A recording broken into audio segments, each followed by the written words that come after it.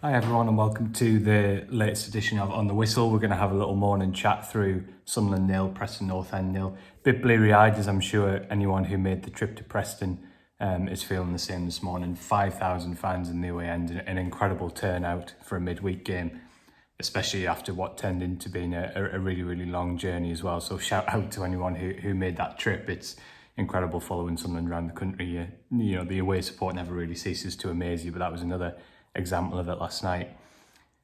As for the game, I think that it's the kind of game that ultimately you get in the Championship every now and then, especially in the midweek game. I thought there was a lot of fatigue in both teams, and by the end of it, to be honest, I think both teams are completely burnt out. I thought you saw a real lack of quality in the final third through the last sort of 20-25 minutes of the game, and it never really felt like either team was going to score, even if there was quite a lot of space on the pitch. I think we have to be pretty honest from a Sunderland perspective and say that they were very, very fortunate to get to half-time 0-0. I thought that Preston were fairly clearly and comfortably the best team in the first half. They had the better of the chances. Simon Moore made one really good save just before half-time. I think credit to Simon Moore, he's been really good since he came into the side, a really steady pair of hands. There was a couple of headers that went just wide that the Preston should have done better from. Slightly disagreed with Paul Heckingbottom after the game when he said that Chris Mepham should have been sent off in the first 5 minutes. I'm sure most of you remember the incident where Sam Greenwood was going through and Mepham's just sort of, he gets the other side of Mepham who brings him down. When I initially saw it live, I thought Mepham had been really lucky because it seemed very obvious that he was the last man that Greenwood was running through on goal and it was a red card. Watching it back, I'm not sure it's quite that clear cut. Greenwood steps across Mepham. I don't think it's clear that he's running towards goal. I don't think it's clear that his next touch is clearly going to be a shot on goal. I'm not absolutely convinced it was a clear denial of a goal scoring opportunity. I think there's a chance Mepham could have been sent off. I'm not saying it was clearly the right decision. I'm just saying it's not as obvious as I thought it was at first. And I slightly disagreed with Paul Heckingbottom on that, the Preston manager. However, I do agree that his team played really well in the first half. I thought they pressed really aggressively. I thought they were really brave. They got their wing-backs really high up the pitch and we saw them cause Sunderland a lot of problems. And I think it's just more evidence really that Sunderland are still in a lot of areas a work in progress under Régis Lebris. I thought they were outplayed. Second half, not so much. I thought the Sunderland were much better. They saw a lot more of the ball. They had a lot more control. However, they just couldn't really turn that into clear chances. And although there was a big injection of energy when Patrick Roberts and Romain Mundle came on, and there was a 5-10 minute period there where you felt like they were the more likely team to go on and win it, you have to say that it did fizzle out. And even for all their improvements in the second half, it wasn't until stoppage time when Freddie Woodman had to make a save off Patrick Roberts at his near post. So not a vintage performance from Sunderland. I think that you could tell clearly from both the players and the head coach afterwards that they were really disappointed with the performance. I think that's encouraging, that they could clearly see that there's a lot more to come from them and that they were a little bit fortunate to take something from the game. Flip side of that is yet another clean sheet, another point dug out on the road. There's some really pleasing traits about this team who seem to find ways of getting results, and that's definitely something we should celebrate. Let's remember the Championship is a long season and it's a real grind. So let's get into your questions. A lot of them kind of around a similar theme, so I might be repeating myself a little bit, but hopefully we can still have a good discussion. So Chris says, a bit surprising considering RLB's comments about partnerships on the flanks to see the changes tonight. It didn't really work, did it? We were much less effective. I agree, Chris. It was obvious that the changes didn't work. I think that the most obvious thing really was that Roberts and Mundle came on. It was not just that they looked a threat. Actually, you saw both fullbacks come into the game more. Sirkin got forward way more than he had previously when Mundle came on, similar with Hume and Roberts on the right. And you could see that they could, Roberts brought Rigg back into the game after he'd gone a bit quiet in the second half. In a strange kind of way, I think that almost proves why Lebris did it. And I really don't want to be hypocritical when I say that, it didn't work, because we've been talking a lot about a lack of rotation. We've been talking a lot about how long a season it is and that Lebris is going to have to use different options. And I think we saw last night why he does have to do that, because you need to give these players time to build connections on the pitch. You need to integrate these players so that they're ready when you need them, because we know that this very, very young side is not going to be able to play 46 games. It's not going to consistently churn out 3-game weeks and deliver the level of performance we expect. So I totally agree with you, Chris. It didn't work, and I think we saw that when the changes were made, that Sunderland looked a lot more like their old selves. But at the same time, I think it almost proved Lebris's point about why he does need to get these players involved, because it's very, very important that they get those match minutes and they're ready in future when they need it again, which they absolutely would be. However, there was a couple of things that I wasn't entirely sure about, and I think we'll go on to that now. Yeah, this is again from the Easteds. Thanks for sending your question in. It says, will this be the first and only time we see Isidore on the left, Watson on the right and Connolly up front? And neither of the wingers look comfortable and Connolly is still lacking match fitness. Yeah, I think Connolly is building the sharpness. I think we have to expect that. He was very isolated in the first half, so I'm not going to be too critical of his performance. I think we all know, we've seen it with lots of strikers over recent years. Sometimes you need players around you. You need your team to be having a lot of ball high up the pitch to be involved. But yeah, he definitely looked like he was lacking a bit of sharpness, albeit he nearly scored just before half time, which could have been the winning goal. I can understand Isidore playing on the left. It's a position he's comfortable with. I'm not sure about Watson on the right. It's absolutely not a criticism of Tommy Watson. He deserved his opportunity. He's been outstanding for the under-21s. I've no doubt that he's going to be a top level player. And I think even last night you saw in flashes how good he can be with his dribbling. He worked really hard. I just don't quite get playing him off the right. I think it was a strange call to play him in an unfamiliar position, especially on his full debut. I think what we've seen really effectively in the under-21s and even a little bit in the first team is he's got that Jack Clark ability. Yes, he can go past players on the outside, but what he really wants to be doing is cutting in field and driving at goal. I thought it was a strange decision to play him off the right. I asked Lebris about it afterwards, and he explained that Isidore he felt was going to be a big goal scoring threat off the left, and I understand that. Isidore has been Sunderland's biggest goal threat of late, but I'm just not sure Watson worked. So just going back to Chris's point about the changes not really being effective, I can understand why he made changes, but I wonder if there's when Sunderland assess the game, whether they'll have a think about in future how they do it, because I'm not sure, in my opinion, that Watson was given the best chance of success by playing off the right. Now, listen, players have to be flexible, they have to learn different positions, and that'll be good for Watson's development to play a different role. We've actually seen him this season at times in the under-21s plays as number 10, which I think is great for his development to understand different aspects of the game, but I definitely don't think that was his most sort of effective position, and I wonder if that's something that Lebris will look at in future. A couple of similar questions from Ollie and Ross. Ollie says, do you think squad depth is an issue as we change the squad today and things didn't seem to click? And Ross says, is a lack of rotation options hurting us? Team looked really tired today, especially after playing second half on Saturday with 10 men.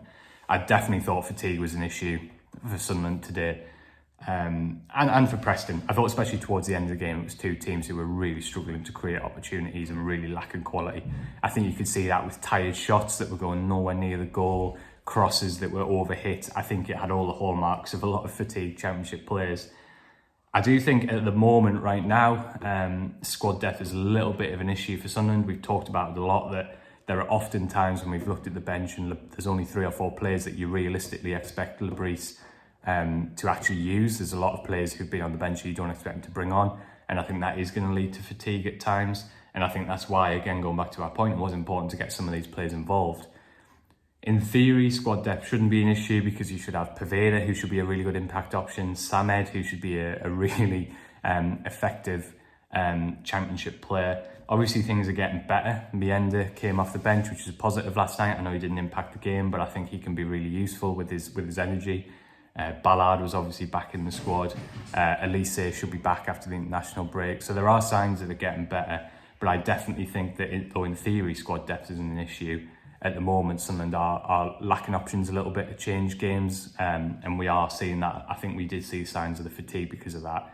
So I've said for a little while now, if Sunderland get players back fit over the next few weeks, then they're going to have a lot of depth. If they're not and these injury issues persist, then I do think January is going to become a really important month, because if these players like Paveda and what have you aren't coming back to the team and impacting regularly, then Sunderland definitely do need a few more options. So I definitely think that's one to watch over over the next few weeks. One thing I will say is Ben mentions the fatigue about the travelling.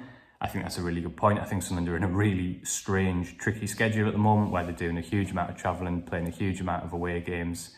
And I think that is definitely an issue in their performance last night, especially when you add in, as somebody else has mentioned before, that Sunderland played with 10 men on Saturday for half an hour. I definitely don't think that helped. So I think that's definitely something where we should give the team a little bit of slack. Okay, we've got one from Ivan now, who says, is it a concern we appear to struggle playing against teams who are near the bottom of the table? I personally don't think this is slightly At home, Sunderland have been outstanding, and we saw against Oxford, who, to be fair, are mid-table. They're a good side, proven to be a good side. How comfortable Sunderland were against them.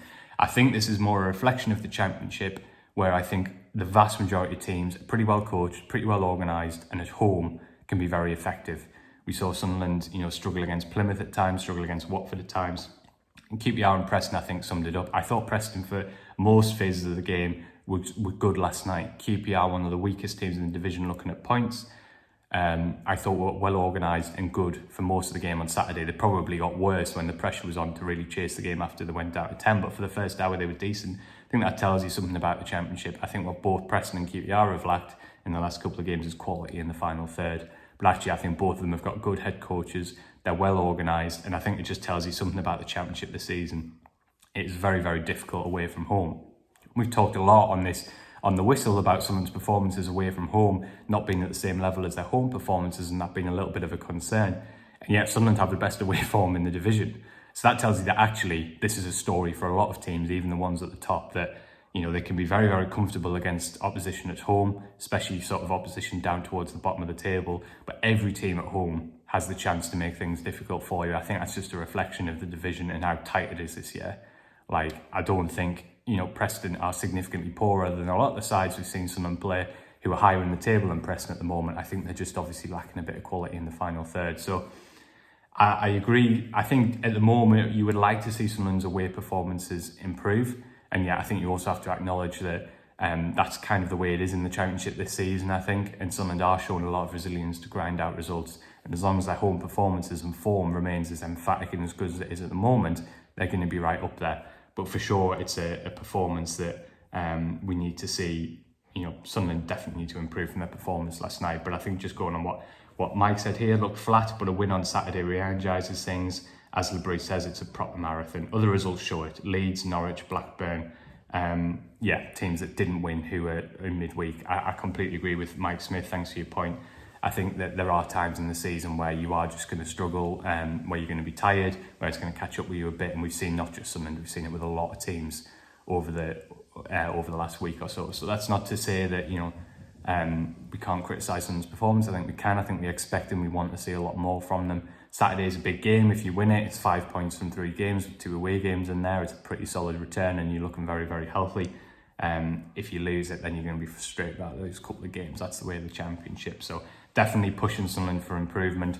But I think that ultimately, I think that there's still a lot we can be positive about. Last one from Dave, who asked about Dan Neil's performance and whether he's good enough in his current role. Listen, I didn't think Dan Neil had his best performance last night by any stretch of the imagination. I thought he lacked a little bit of precision in his passing, a little bit of tempo in his passing, but I wouldn't personally be singling him out from that. I thought it was the same with Alan Brown, who made some really good defensive interceptions, the right place to snuff out some dangerous crosses, but his passing was definitely short of what we've seen of it was this season. His set pieces were quite wasteful as well, so it wasn't just Dan Neil. I would say on Dan that I didn't think that was his best Sunderland performance tonight, but I think his last 4 performances previous to that have been very, very effective and a really important part of the results that Sunderland have got in that time. So I think it's one of those for me. I don't think he was great last night, but I think there were very few players on the pitch who you could say were anywhere near their best. I thought that Simon Moore was good. I thought Luke O'Nien had a very, very effective game. Hume and Serkin were sturdy without being at their absolute best. So I don't think it's one to be picking over individual performances. I think as a team, Sunderland just need to improve, but credit to them for grinding it out. So that's all your questions. Thanks for joining me.